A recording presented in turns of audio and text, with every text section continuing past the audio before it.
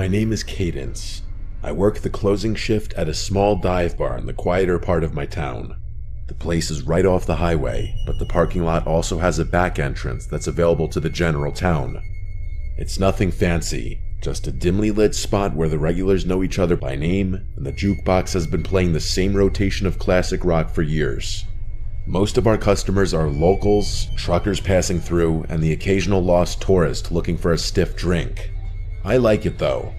The routine is predictable, the tips are surprisingly decent, and I've learned how to handle the usual bar crowd. The talkers, the flirters, the quiet drinkers, and the ones who just want to be left alone. Weekends are obviously a lot more hectic, but the thing about working during the week is that I'm expected to work my night shifts alone. I don't even get a bar back to pop in now and again. Yeah, it's obviously easier work and slower during the week, but I miss the company of my coworkers. I tend to be pretty vigilant during my shifts because we do get the occasional bar fight considering the kinds of crowds we attract. That's why I clocked the guy immediately. It was sometime after 1 in the morning on a Tuesday when he walked in. If I had to guess, I'd say he was in his late 40s, but he was extremely clean cut and well groomed. Not the kind of look you'd expect from a guy his age in an area like this. He was wearing a black turtleneck underneath a black trench coat. Definitely well dressed, but casual about it.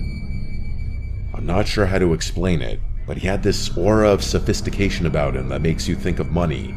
Real money, not the loud look at me kind. He glanced around slowly before walking swiftly over to the bar and taking a seat. I also remember him having oddly good posture, but that's neither here nor there. When I walked over, he glanced at the bottles behind me and ordered something top shelf without hesitation. As I was pouring his drink, he asked me if I liked working here with a smile on his face. It was a normal enough question, so I answered him honestly. I told him yeah and smiled back. I then made a joke about being a bartender or something. I wish I could say I got a creepy vibe from him, but that's not the energy he was giving off.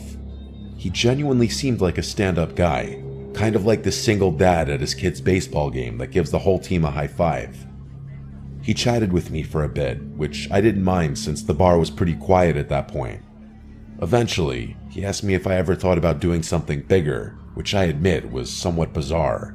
Again though, not a totally creepy question given the nature of the situation. I gave him my standard bartender smile and told him I was happy for now. He nodded and sipped his drink, seemingly disappointed at my answer for reasons I didn't understand. After a long pause, he asked me what time I got off out of nowhere. That question surprised me. I hadn't picked up any kind of flirting from him whatsoever, so I was a little disappointed to discover that our conversation had just been another one of those empty attempts at getting my number. I smiled and gave him a vague answer, trying to brush him off in a friendly way without seeming uptight. Before he could answer, I busied myself and began wiping down the counter, but he didn't press. He just smiled like he already knew, then drained his drink and pulled out a crisp $100 bill, laying it gently on the bar like it was nothing. Then, without another word, he walked out into the night. I didn't really know what to make of the encounter. I know it sounds like nothing, but his demeanor was just so far off my radar that I was intrigued. Either way, I figured I was never going to see him again and got on with my life. As it would turn out though, I was wrong. About a week later, he came back. Only this time, he wasn't alone. There was a woman with him. She drew my attention since I hadn't seen her before. She looked like she was in her mid-30s and was dressed in a way that didn't quite match her age. Trendy, but off, like someone trying a little too hard to blend in with a younger crowd. I watched her closely as the two of them approached the bar. Everything about her seemed calculated, from the way she smiled too easily to the way she leaned against the bar like we were already friends. As I was setting down napkins in front of them, the very first thing she said to me wasn't a hello or a drink order, but a compliment. She put on this overly joyful smile and said, "You're so pretty." Her fingers brushed against my arm as she said it, lingering just a second longer than normal. I laughed and thanked her, but I could instantly tell that something was off about this woman. The man didn't speak, which I thought was also a little strange given that he had been so talkative last time.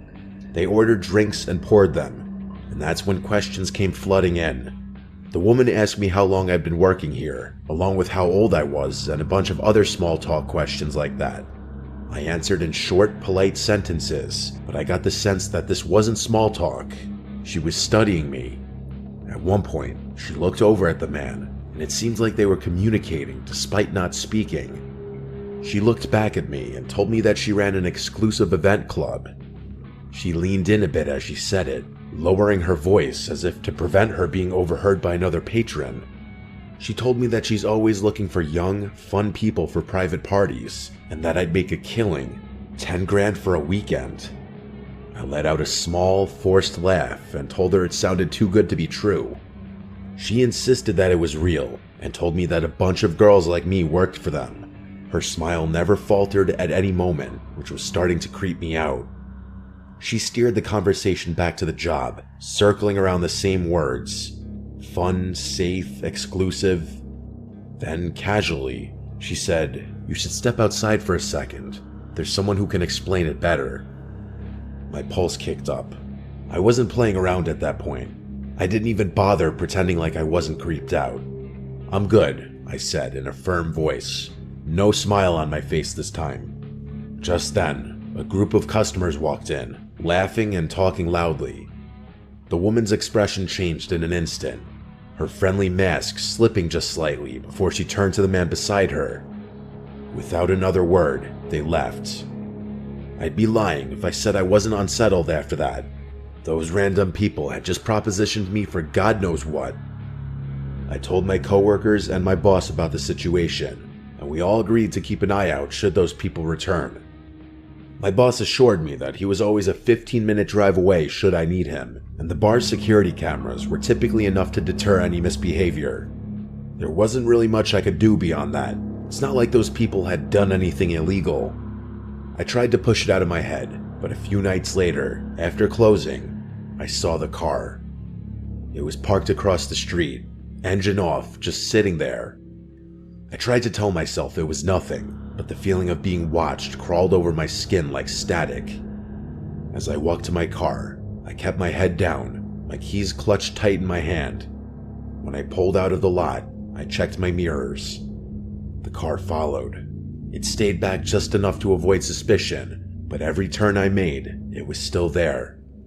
I took a random turn onto a side street, and it followed. Another, still there. I started freaking out internally. I knew it was them.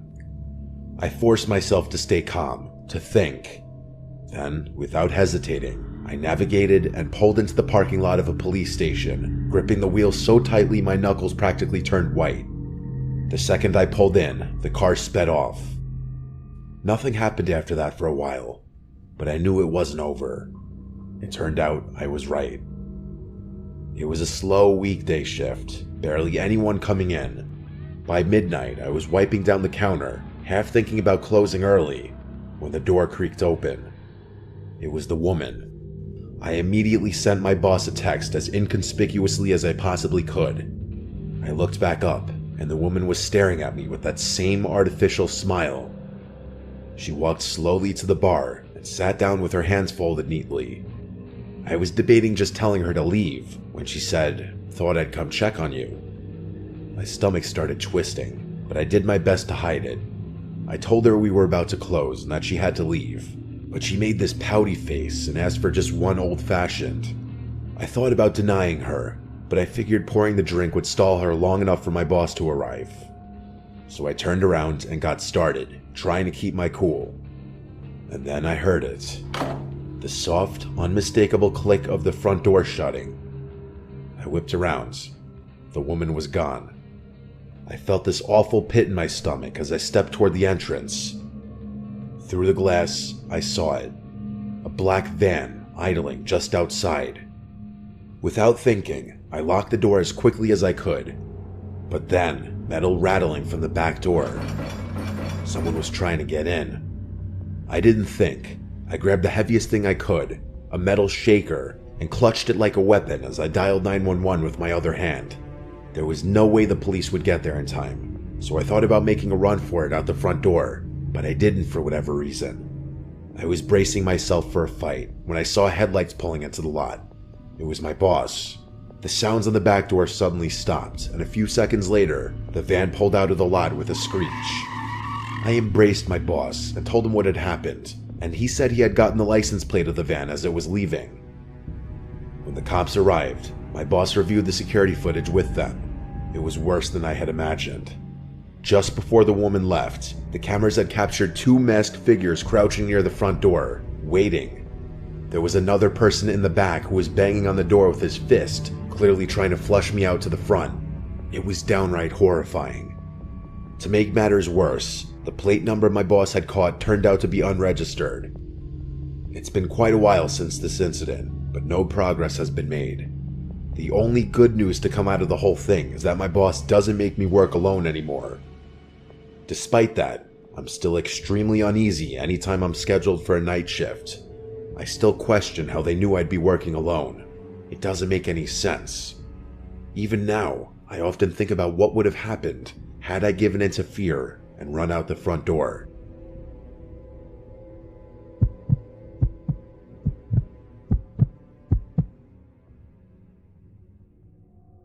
I used to work the night shift at a gas station/convenience store off a quiet stretch of highway.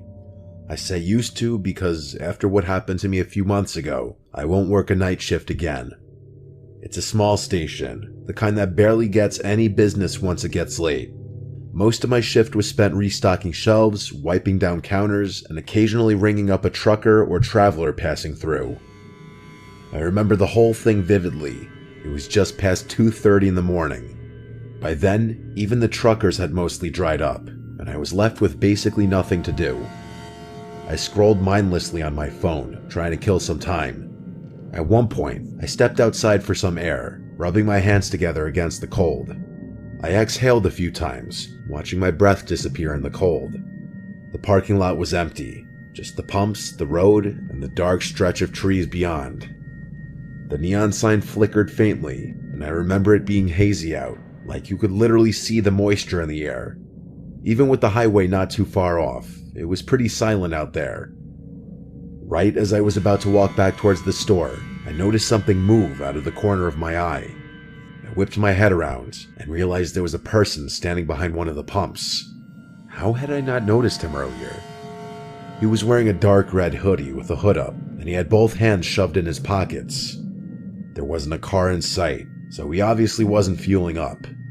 The only thing was, he didn't seem to be heading towards the store either. He was just standing there, half turned toward the store like he was watching me. At first, I figured maybe he was waiting for someone, but something about the way he moved rubbed me the wrong way. He was kind of shuffling about in this circular pattern. I entered the store, but made sure to keep an eye on him through the glass. I kept track of him while pretending not to, hoping someone would drive up and pick him up or something. But after a few minutes, he started walking toward the door. Slow at first, then suddenly pushing inside like he'd made up his mind all at once. He walked up to the counter, but didn't say anything right away, just stared at me like he was sizing me up. Then, in a rushed, almost rehearsed way, he muttered that his car had broken down just before the pumps. He said he needed a jump or maybe just a little gas to get to the next town. I was literally shocked. He wasn't even trying to make his story believable. Like, I couldn't believe he actually expected me to buy his BS story. I offered to call a tow truck instead. No, he said, too quick, shaking his head. He just needed a flashlight, maybe some help checking under the hood. Something was definitely off, that much was true. The way he spoke, the way he watched my reaction, it felt like a test. To be fair though, people walking into gas stations at that hour are usually a little strange, and I started wondering whether he actually needed help and was just an odd person or on something. I asked him where his car was parked, and he told me it was just beyond the highway entrance. I was obviously skeptical, but then he pointed at the monitor behind me. I turned to look at the screen, and to my surprise, there actually was a car parked out there. I thought to myself, oh crap, maybe this guy really does need help. And that's when it hit me. I had literally just been outside, and I would have remembered a car parked out there. I glanced back at the monitor, and saw the slightest movement near the car's back bumper. Someone was crouching just out of view, A cold wave of dread hit me. I forced a casual smile and agreed to help the guy, but not before telling him I needed to grab my phone from the back office. I turned slowly, not wanting to spook him, but the second I was out of his direct sight, I slammed my hand onto the emergency panic button under the counter. The alarm went off instantly, screeching through the store. I expected him to attack me, but what he did instead was even more unsettling. His nervous energy disappeared. No more fake urgency, no more shifting from foot to foot. He actually relaxed. His whole body language shifted, and then he smiled. Not a panic smile, not an embarrassed one either. A slow, knowing grin, like he had all the time in the world, like this was amusing to him. I was in shock. I didn't even have time to get physical with him. In one fluid motion, he turned and bolted. I ran to the monitors just in time to see both of them take off. Not toward the car, but into the woods behind the station. The car just sat there, engine off, headlights off. No one inside. By the time the police arrived, it was exactly as I saw it. The car was still there, but the men were gone. No footprints leading away, no sign of them anywhere. And then one of the officers pointed something out. Something I hadn't noticed before. The front passenger door was open. There had been a third person inside the whole time. The police took my statement down, I turned over the surveillance footage, and that was that. A few days later, they followed up with me. They had the car towed and ran the plates. Turned out, it had been reported stolen nearly a week earlier, over 100 miles away.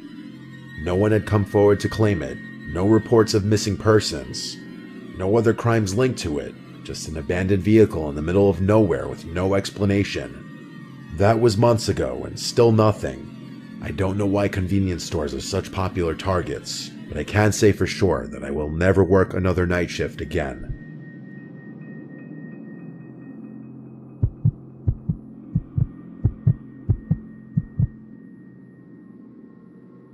This happened a couple weeks ago.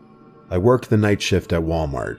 It's not the worst job in the world, but after a while, it starts to feel like you're just floating through time. The nights blend together. Same shelves, same routine, same dull hum of the overhead lights. Hopefully something better comes along. I usually hang out in and stock the electronics section, which is nice because it's quieter than the other areas. People don't exactly come rushing in at 2 a.m. to buy phone chargers and Bluetooth speakers. Most of the customers are either night owls killing time or truckers grabbing last-minute supplies before heading back on the road. That's why I noticed him. At first, I didn't think much of it. Just another guy wandering the aisles, probably waiting for someone. But after a few minutes, I realized he wasn't shopping. He wasn't even pretending to. He just kept appearing. Every time I glanced up, he was lingering nearby, hovering in the next aisle over or standing a little too still by the clearance section. He wasn't looking at anything. He was just standing there, watching me. I told myself I was overthinking it. The store is big and maybe he was just taking his time. But the way he moved, always just close enough for me to notice, never actually picking anything up, it set something deep in my gut on edge. I was waiting for him to just get on with it and ask for my number, but he never approached me. It was like he wanted me to see him, which didn't make any sense to me. I went to radio someone about it, but realized that the batteries in my radio must have been dead because it wasn't working. Eventually, I started debating whether I should go find a manager when I felt a hand wrap around my arm. I nearly jumped out of my skin, but before I could react, a woman's voice rang out loud. Friendly, overly familiar. She exclaimed, "There you are," before going on a little spiel about how she had been looking all over for me. I turned, completely thrown off, and saw a woman I had never seen before in my life. She was smiling, her grip firm on my arm, like we were old friends reuniting. Before I could say anything, she leaned in and whispered, her tone dropping to something low and urgent. "That guy's been recording you. Follow me." My stomach dropped. I turned my head slightly, just enough to glance back. The man was still there, only now he wasn't even pretending to browse. He was staring right at me. A cold wave of fear crept over me. I let her pull me. I didn't even question it. The way she grabbed my arm, the way she spoke so loud and casually, like we were two old friends reuniting, I clung to it. I was beyond grateful that someone had realized what was going on and put herself in an uncomfortable position just to help me. She kept up the act as we walked, rambling about something, maybe a trip she had taken, maybe an inside joke we supposedly shared. I barely processed the words. My thoughts were stuck on him. Had he really been recording me? That was creepy as hell. I wanted to know if he was still following us, but I couldn't muster the courage to turn around just yet. The woman steered me through the aisles, moving fast. I barely noticed where we were going, only that we were going, that the distance between me and that man was growing. In all honesty, I was kind of expecting her to quit the pretending to know me at some point, but she kept it up. At one point, it was getting a little uncomfortable, so I glanced behind me, and to my relief, that man was no longer following. The woman kept pulling me forward, though. I told her that we were good now and that we should probably go find my manager, but she just squeezed my arm tighter, telling me that he was lurking somewhere. I thought to myself, so what? What's he gonna do in a store full of employees? I was obviously worried at first because no one was around, but now that I wasn't alone, I started realizing that there wasn't much of a point in being scared anymore. I told her this, but she continued moving. I told her I was serious and planted my feet, twisting my arm slightly to loosen her grip. "You can let go now," I said, but she didn't. She smiled at me, but something in it was off. "Come on, just a little further," she said, basically tugging me at that point. I glanced around. The store was basically dead. We had moved past the registers, past the self-checkout, past the aisles that saw the most foot traffic. The warehouse section loomed ahead, dimly lit and nearly empty. Beyond that was the side exit, the one without cameras, the one employees used for loading shipments. That's when it dawned on me. She was leading me straight to the exit. I didn't think.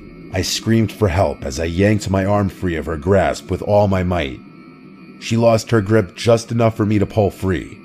I didn't waste another second. I turned and ran toward the front of the store. As I fled, she yelled out something behind me. She yelled for me to come back, followed by my name, which I hadn't given her. I kept running until I saw one of my coworkers who was running toward me, most likely reacting to my screaming. I told him to call security, which he promptly did. That woman was long gone, though. By the time I told my story to the security guards, that woman and that man were nowhere in sight. They reviewed the security footage, and just as I suspected, the woman and man walked into the store together. She had been with him the entire time. The man's face was clear as day in one of the frames, but hers was always turned away. I had a feeling she was the mastermind behind the whole thing, so I was infuriated that the cameras hadn't picked her face up. Every second of it had been planned. The police got involved, and the whole thing went down as a failed abduction attempt. I'm still waiting for a resolution about it. That man should definitely be easy to track down, given his face was caught on camera. I have no idea how that woman knew my name. That's what terrifies me the most. Those people hadn't just picked me at random. I was a direct target.